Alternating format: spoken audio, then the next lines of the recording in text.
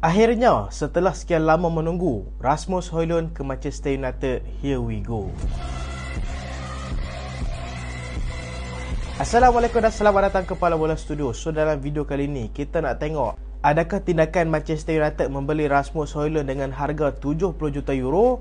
Adakah tindakan ini berbaloi? Menurut sumber yang boleh dipercayai, harga Rasmus Højlund dibeli oleh Manchester United ni tambah dengan 5 juta euro add-on dan kemungkinan akan ada penambahan sebanyak 10 juta euro add-on. Tapi 10 juta euro tu adalah klausul yang susah untuk dia dapat. Maksudnya contohlah kalau Højlund ni menang Ballon d'Or, barulah Atalanta akan dapat 10 juta tu.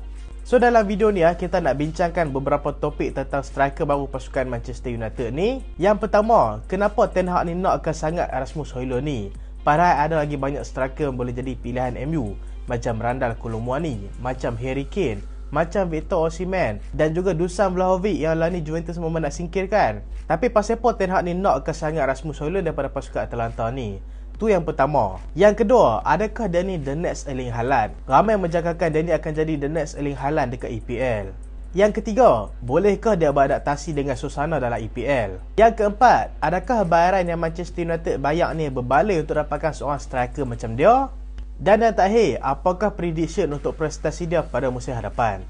Tapi kalau siapa-siapa tak kenal Rasmus Højlund ni, jom kita cerita sikit pasal dia. Rasmus Højlund adalah seorang striker Denmark yang main dekat pasukan Atalanta last season. Dan kalau hampa nak tahu, last season dia baru je berpindah dekat pasukan Atalanta daripada satu pasukan yang bernama Sturm Graz dengan harga 17.5 juta euro.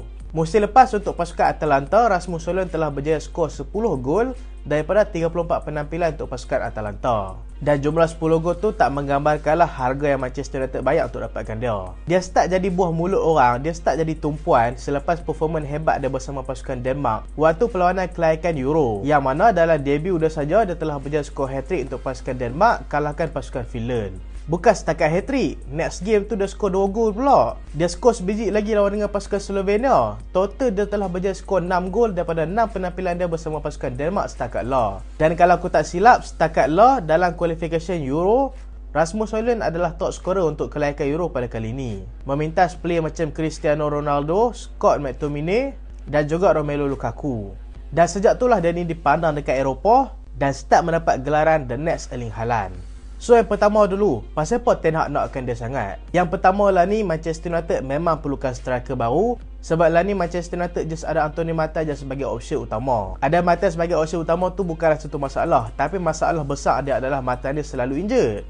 Waktu Manchester United nak harapkan dah lah dia ni selalu injured. So mau tak mau Manchester United kena dapatkan striker baru. Dan yang menarik, dia ni adalah seorang striker muda, striker yang berpotensi tinggi, baru berusia 20 tahun. Dan satu kemampuan besar yang aku rasa Ten Hag betul-betul nakkan dia adalah dia ni ada kemampuan untuk pecut dalam long distance. Bila ada seorang striker yang boleh pecut long distance ni, maksudnya dia boleh pecut daripada tengah sampai ke dalam kotak penalti, ni akan memberikan kelebihan dekat pasukan hang bila pasukan hang buat counter attack. Dan satu lagi, Rasmus Højlund ni bukan saja bagus untuk pecut ke dalam kotak penalti, dia ni juga selalu terlibat dalam build up pasukan, dan ni boleh bergerak sebagai false nine dan boleh pecut masuk ke dalam kotak penalti.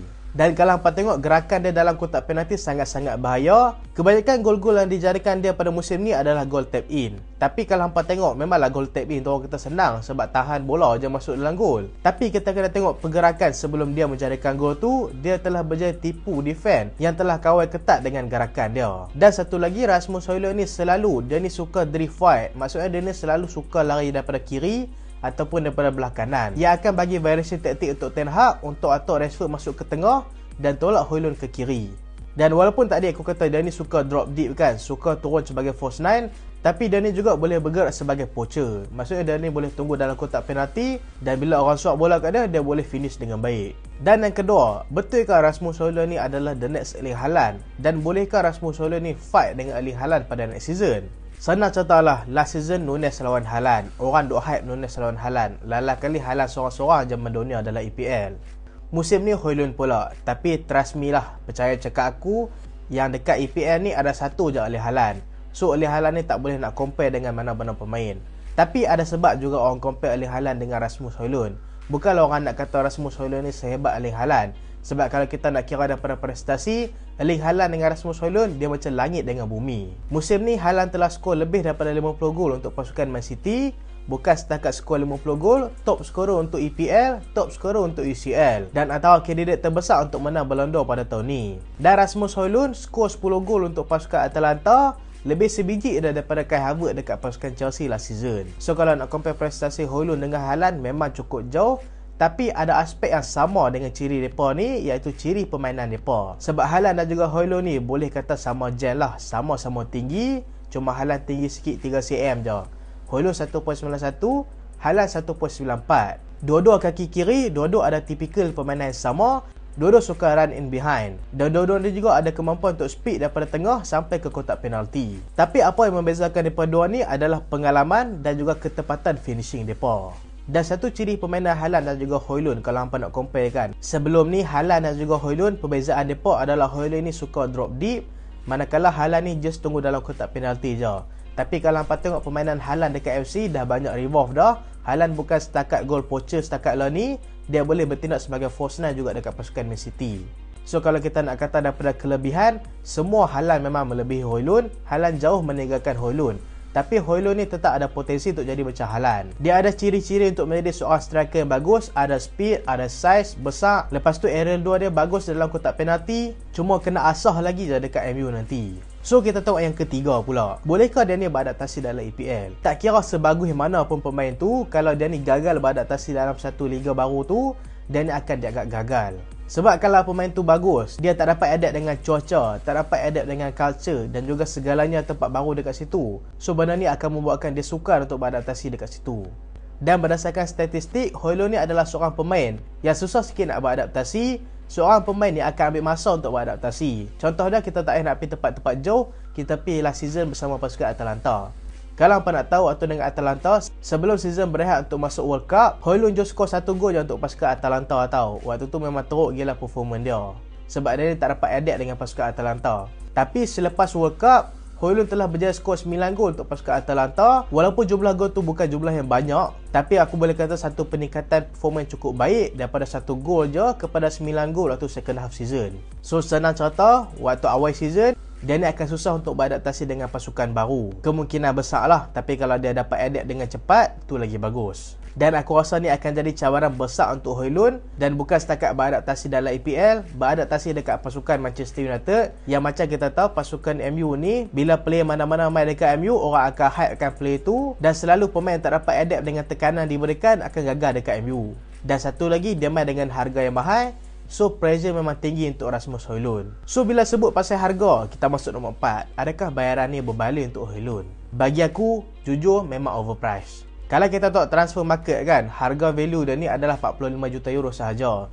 Tapi aku fahamlah pasal Pak Atalanta demand sampai ke 100 juta euro sebenarnya. Sebab apa? Sebab kontrak dia masih lagi sangat panjang, iaitu sampai 2027. Yalah dia baru main last season. Takkanlah Atalanta nak jual dengan harga yang murah. Tapi kalau hampa tengok kan, Manchester United dah cuba nego sehabis baik tau. Mula-mula sekali, waktu MU ada keinginan untuk dapatkan Højlund ni, pasukan Atalanta minta 100 juta fee tau, 100 juta euro untuk dapatkan Højlund ni. Aku rasa kalau MU 2-3 season lepas, memang terus bayar je. Hang tengoklah MU spend untuk dapatkan Harry Maguire, spend untuk dapatkan Anthony yang dekat harga 100 juta.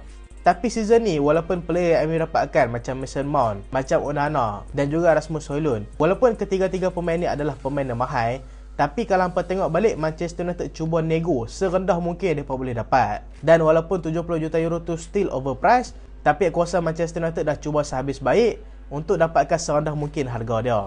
Tapi still overpriced untuk seorang pemain muda daripada Serie A. Dia ni just score 10 gol je pada musim lepas. Bukan satu statistik yang gila untuk seorang striker. Dan lah ni Manchester United senang cerita sedang bermain dengan api, sedang bermain dengan risiko. Sebab dapatkan seorang striker muda yang just ada potensi, yang masih lagi belum proven. Contohnya kalau player dah proven macam Victor Osimhen, macam Harry Kane, mereka ni memang dah proof dah yang mereka ni boleh jadi striker yang bagus. Tapi Rasmus Højlund masih lagi belum proven. Dia ni just ada potensi yang besar je untuk Manchester United gilap. So dia bergantung kepada pasukan Manchester United nak jadikan dia sebagai seorang play star ataupun seorang play yang gagal. Lagipun Manchester United memang tak ada choice dah. Kalau nak dapatkan Kolomwani pun aku rasa lagi mahal. Nak dapatkan Kane paling kurang 100 juta. Nak dapatkan Osimhen 150 juta. Liverpool dapatkan Nunes last season pun 75 juta euro. Tapi tu tak apalah, waktu tu Nunes boleh dah kata proven dekat pasukan Benfica dah. Tapi itulah senang cerita lah ni, posisi striker tengah memang mahal lah ni. Dan Manchester United memang tak ada choice kena dapatkan striker baru, takkanlah nak harap dekat Martial saja. Hampa tahu kalau Martial main apa jadi? Dia ni main 2 game, injured 10 game.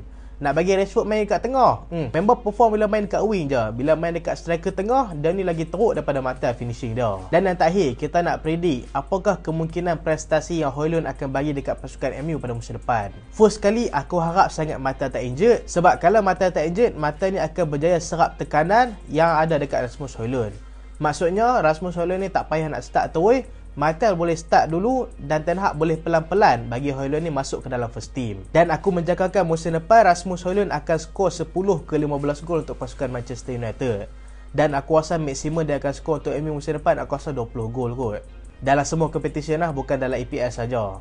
Tapi kalau dapat skor lebih daripada tu, lagi bagus lah. Tapi aku rasa satu catatan yang boleh nak katakan dia ni tak gagal dekat MU next season, sampai 15 gol.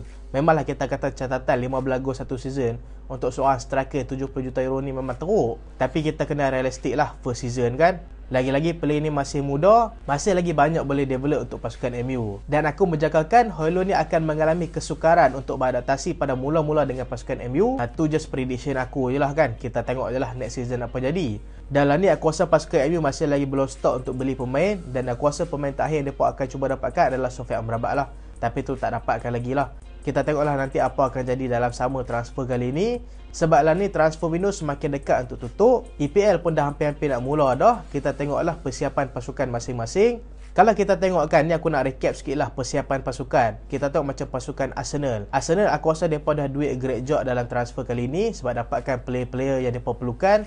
Macam Kai Havertz, Declan Rice, Juran Timber dan kemungkinan akan ada lagi pemain. Macam Liverpool, mereka dah selesaikan masalah midfield mereka, dapatkan player macam McAllister, macam Szoboszlai, dan juga kemungkinan akan main Romeo Lavia dekat pasukan Liverpool. Dan ingat kata nak loan Kylian Mbappe tu tak tahulah betul ke tidak. Dan pasukan Chelsea tak habis-habis mereka dapatkan future star. Dan aku menjangkakan pasukan Chelsea antara pasukan yang patut diperhatikan pada musim depan. Pasukan Spurs aku tak tahulah apa persiapan mereka. Sebab nampak mereka ni macam dah slow dah, mereka ni macam tak mau beli pemain baru dah.